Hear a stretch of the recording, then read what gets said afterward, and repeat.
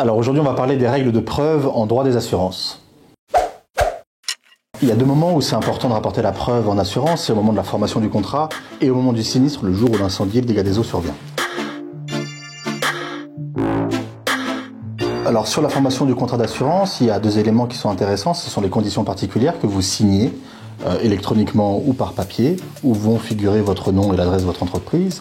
Et un deuxième élément qui sont les conditions générales. Et les conditions générales sont très précieuses, elles ne sont pas signées, mais vont y figurer très précisément la définition des garanties ainsi que la définition des exclusions.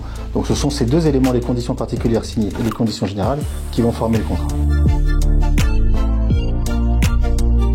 Alors un exemple issu de la jurisprudence, une personne qui chez elle a un certain nombre de pièces, des pièces de collection, 60 pièces d'or, 800 pièces d'argent pour une valeur marchande de 60 000 €. Cette personne se fait cambrioler, à l'occasion du cambriolage, les pièces sont volées, elle fait une réclamation à l'assureur pour se faire indemniser et l'assureur va se baser sur les conditions générales, sur une exclusion qui y figure pour dire non, les objets de valeur ne sont pas garantis.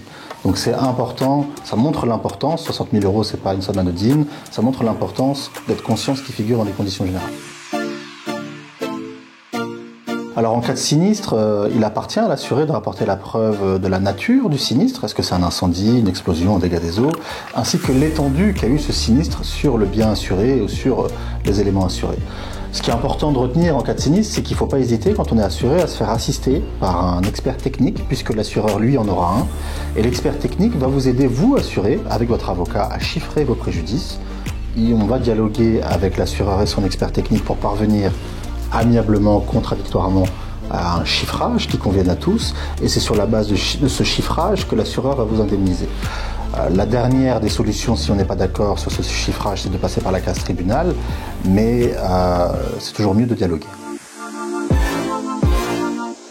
Ce que je peux dire aux entrepreneurs, c'est que ce qu'on constate en pratique, bien souvent, vous n'avez pas les papiers. Donc gardez, s'il vous plaît, une trace papier du contrat d'assurance que vous signez, si c'est par version papier, et si vous signez électroniquement, gardez-en une version sur votre PC ou dans le cloud, c'est très important pour vous.